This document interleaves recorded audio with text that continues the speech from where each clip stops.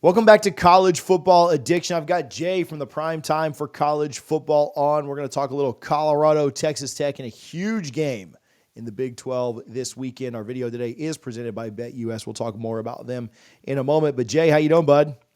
Doing good. And yourself, TJ?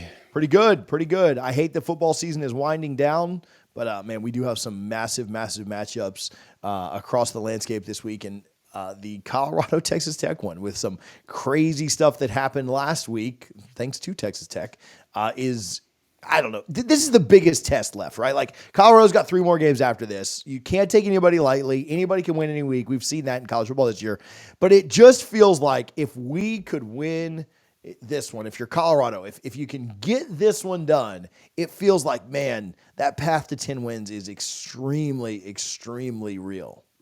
Yeah, the good thing for Colorado, I mean, having Texas Tech, a Utah team that is down because, Cam Rising hasn't been very good and the team hasn't been very good just in general. Then you've got Kansas. You travel to Kansas City to play them because they don't even have a stadium in Lawrence right now because they're doing all those renovations. And unfortunately, the team sucks. So those renovations feel like it's kind of almost pointless at this point, but no, you do need those improvements because Lance Leipold's going to figure that out. And then Oklahoma State coming to town. And again, another team that's down. So for Colorado, this is the must-win game. You beat Texas Tech. That solidifies yourself as a top team in the Big 12. And you should have a quote-unquote smooth sailing run towards the Big 12 championship game. Yeah, right now, Colorado in this game is a 3.5-point favorite. In the other games, line's not set, but ESPN has Colorado as 70+% chance to win both the Utah and the Oklahoma State game. A little closer with Kansas because that's on the road. That's just over 50%, but still a favorite on the road in that one. And, man, broke down all the scenarios of what could happen and what they could potentially do when they get to when you get to like Big 12 championship stuff, and the Iowa State Kansas State game is going to be big for at the end of the year, and there's definitely a really good chance that Colorado could make that Big 12 championship. But it all does kind of start with them taking care of their own business and getting things done that they need to get done. Because if you start to lose a game or two here down the stretch, it doesn't matter about all the tiebreakers and cheering for this team or that team. And I'm sure that's the message that Coach Prime is preaching to his team right now. Right. Like, hey man, we've got an opportunity. We might be able to get there. But, boys, if you don't take care of what you got to take care of, and it starts on Saturday at 4 p.m. Eastern, thank you, Lord, that it's not a 10 p.m. kick. It starts this Saturday, and I'm sure that's the message that he's bringing home too, and trying to keep them focused on, hey, guys, we might be in the Big 12. We might be in the playoff. All those other things are great, but you got to win this Saturday to have any of it become a reality. Yep, Coach Prime has been preaching, stay humble. Don't try to be the hero. Don't go out there and try to be the one to try to be the savior for the team. Do your part. Do what you're assigned to do. Follow the script. Stay within the parameters of what the game plan is, and we'll be fine. And that's the big thing for the Buffs is making sure to maintain their humbleness while also understanding, keeping your eye on the prize. The goal is a Big 12 championship game. You get to the Big 12 championship game, you win that, you are in the playoffs, most likely with a first round bye.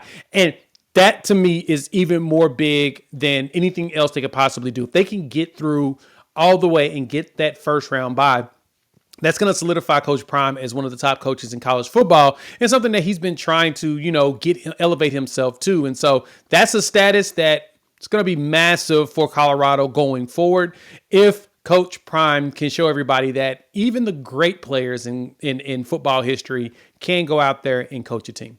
Yeah. I want to talk to you about Travis Hunter's Heisman odds, and then we'll talk more about this matchup specifically. But right now, you can bet on Travis Hunter's Heisman odds over at BetUS. You can use our code YouTube150 to get a 150% sign-up bonus on your first deposit. You get 125% on your next 2. All of that up to $2,000. Appreciate BetUS for their support. Jay, he is second right now in the Heisman odds behind Cam Ward, who is having a great season. They're 9-0 down there in Miami. It's going to come down to whether or not I think Cam Ward and them go 13-0, win the ACC championship, which they got some help this weekend with Clemson losing, I think. What needs to happen for him to win it, or do you think this is more Cam's to lose, or what are your thoughts on the Heisman? I think right now this this year's Heisman Trophy race is kind of weak in the quarterback spot. I mean, Jackson Dart leads the country in passing yards, but nobody really considered him as the best player. He doesn't have a bunch of touchdowns. Cam Ward's out there doing historic stuff. So, yeah, he's probably going to be solidified in that conversation. And honestly, I don't understand how Shedeur Sanders isn't in that conversation too, right? He's top 8 in yards, top 5 in touchdowns. He's doing all the stuff you're supposed to do. But right now, to me, because of what Ashton Jeanty as well as Travis Hunter is doing, they're doing stuff that we've never seen before, right? We've got a guy that's going out there and he's playing both sides of the ball, 100 snaps a game, and looking good doing it. He's not even bad. He's getting interceptions. Last game he had like 4 pass breakups, which, I mean, 4 pass defendants are massive for a defensive player. I think the top guy in the Big 12 has like 9 or 12 over 9 games. Travis Hunter did 4 in 1. So that tells you everything you need to know about that portion of it. So for Colorado and for Travis Hunter, all he's got to do is continue to put up those wide receiver numbers, in which I expect him to have 1,000 yards receiving this season. That there's no way that Shedeur is not going to let him get over that hump by the end of this season. But he's going to have to do some big stuff on that end. He's also going to have to add some more interceptions. Personally, I said that the line for him was if he gets at least 6 interceptions while having 100 catches and over 1,000 yards receiving, he's going to end up winning the award easily. Even if Ashton Jeanty gets close to the Barry Sanders record of 26-28, Jeanty's going to have to break that record while also having over 30 touchdowns. Yeah. He's on pace for it, but he's going to have to do that in order to win it. But if Travis Hunter gets double-digit touchdowns and he gets 6 interceptions, it's going to be really hard to take it away from a dude that's done something that we literally have never seen before. Yeah, 2 touchdowns away right now. He would need a lot of catches. I don't know if he can get there catch-wise, but only 243 yards away. You'd have to think he gets there on yardage and touchdowns needing. I mean, shoot, he could do that this weekend. Probably, I don't want to say a lock, but probably gets it over these last 3 weeks of the season. Actually, 4. They have 4 games left. 4 games left. They just came out the bye, so yeah. So in theory, 60 receptions. I guess he could get to that 100. 10 a week is a lot though. So we'll see. That'd be quite a lot, especially because he kind of hurts himself by taking 10-yard passes to 60 yards down the field of the crib. Like, hey, you're hurting your catches, bro, but you're certainly doing good on the yardage and the touchdowns. Texas Tech's a little bit of a team that's hard to figure out. I'm not sure how you lose to Baylor and TCU in back-to-back weeks. Really get just dominated by Baylor. TCU game was a 1-pointer, so that certainly could have gone either way. And then upset number 11, Iowa State, and give the Cyclones their first loss of the season. And so I really like where this sets up for Colorado. I love Texas Tech coming off of a big emotional win. I think it's hard to come down off of those wins. Now, obviously, the play on the field is what's going to matter. But if you're looking for little things to maybe counteract the fact that you're going on the road or counteract the fact that you're playing a team that just upset somebody that was number 11, I think it sets up well. But man, what are your expectations here for this Texas Tech team that's been very up and down this year?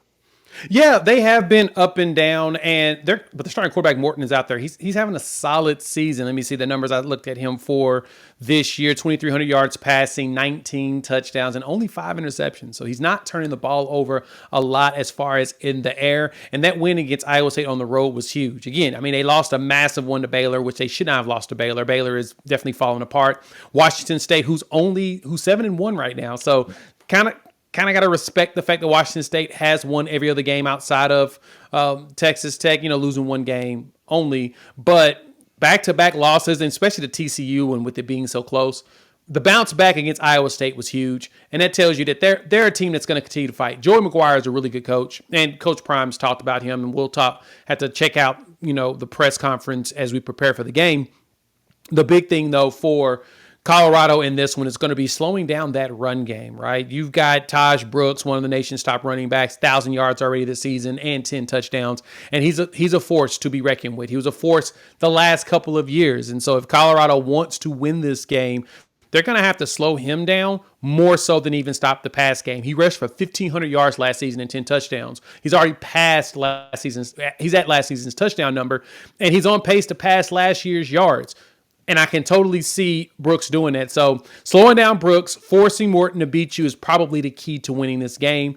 And especially with Travis Hunter out there at corner, he can bait Morton a lot more and get himself hopefully a couple of turnovers. Yeah. What about Colorado? They look like they got the running game going in their last matchup on the year, which we've talked about that a ton. Coach Prime has talked about that, wanting to get that going. I mean, shoot, he's even said, like, look, we can sling it with anybody in this country, but we got to get going on the ground. They did. In their last game, they did get things going a little bit better on the ground. I would anticipate that they continue to try to get that going, if nothing else, just to save that defense a little bit. Texas Tech can certainly put up some points at times. Save that defense some, which, again, the defense has been really good. We've certainly given them their flowers this year. But how much success do you think they'll find on the ground? I'm not going to ask you how much success you think they find through the air, because that just seems like a foregone conclusion at this point with Colorado. But what are your thoughts on the ground game this week for the Buffs? Yeah, with Texas Tech giving up about 150 plus yards per game right now on average in the rush, Colorado's going to have to get that established. As Augusta got a whole, got 91 yards last game. They haven't had a 100-yard rusher yet. That's going to be something that needs to be established. What Texas Tech is going to want to do is force Colorado into running the ball more, because the team is way more successful with the ball in the hands of Shedeur Sanders. Which makes sense, right? Shedeur Sanders should be a Heisman Trophy candidate, and he's throwing it to an elite group of wide receivers. But Colorado's going to have to get that run. Like I said, we've talked about this numerous times. I've talked about this ad nauseum over there on the Prime Time for College Football, that Colorado needs a run game. No matter what you do, the run game is going to be needed in order to be successful. And if you don't get that going, you're going to run into a lot of problems. And so hopefully Colorado figures that out, which I think they will. This is a game where they can do that. Yeah, I like where they're at. I like where they kind of stand on that. When you look at this game, Colorado's offense can certainly put up points. Texas Tech's offense has shown a propensity to put up points too. Now, they didn't blow Iowa State out. That was kind of low scoring. Do you think that this is more high scoring, low scoring, or what is your faith or your confidence level in the Buffs defense to slow down a pretty good Texas Tech offense? I mean, they've done well against teams that can air it out too. I mean, Kansas State, that game, honestly, Colorado should have won that game. I'm going to keep saying that over and over. You give up a last-minute touchdown to lose the game. You're holding this team to 24 points. So you could have won it 28-24. Defense fell apart. Travis Hunter didn't play, so you ended up losing that one. But since then, I mean, look at the way they played. The Hail Mary against Baylor. It's like every week the defense has gotten better week over week. They stopped UCF, who was averaging over 300 yards rushing to roughly 100 yards rushing in a game.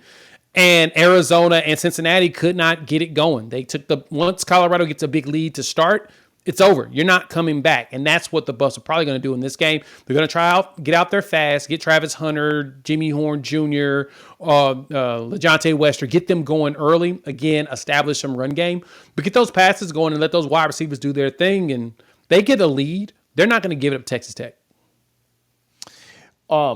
What worries you the most in this game? We've talked about a couple of things with Texas Tech, a couple of things with Colorado. Is it going on the road? Is it the bye week, rest not rust? Is it, is it a certain matchup? What worries you the most on Colorado's end on this one?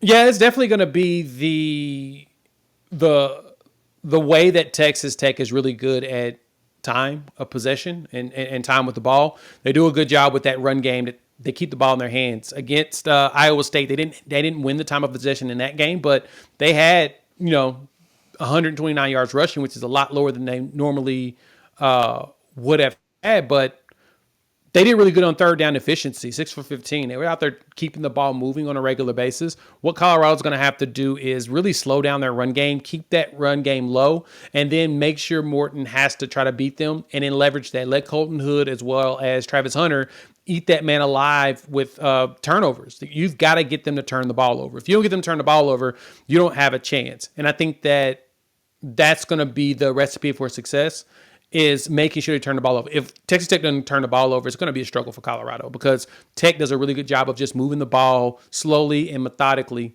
throughout the game. You're going to want to win the time of possession, which is, of course, again, on the run game, hinging on the run game to just keep the game going slow. But that's the only thing that concerns me really in this game, is because I think the defense has, like I said, it's improved week over week. Every week, Colorado's defense gets better and better, and they do a really good job of stopping teams in the second half. They're going to need to start the game early by slowing things down and play this game similar to Arizona. Get out early, get back-to-back stops while getting back-to-back touchdowns, and then you'll be smooth selling from there. Yeah. I lean Colorado in this one. I do think it's a tricky spot coming off the bye, them coming off an emotional win. I think Colorado ends up pulling it out. I like them to win this. I just think their talent is better, and they've proven this year that they have played better most times that they've been out there. I think they get to 7-2. Do you have a pick yet in this one? Yeah, I got Colorado winning this game. I got them covering the spread. This is about a touchdown game at minimum. They should be able to go out there and beat them roughly in the 28 to 21 range and keep the streak alive.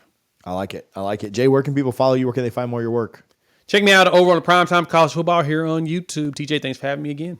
Yeah, anytime. Appreciate BetUS again for their support. You guys go check out the Primetime for College Football. We'll link that in the description. We'll talk to you guys soon here on College Football Addiction.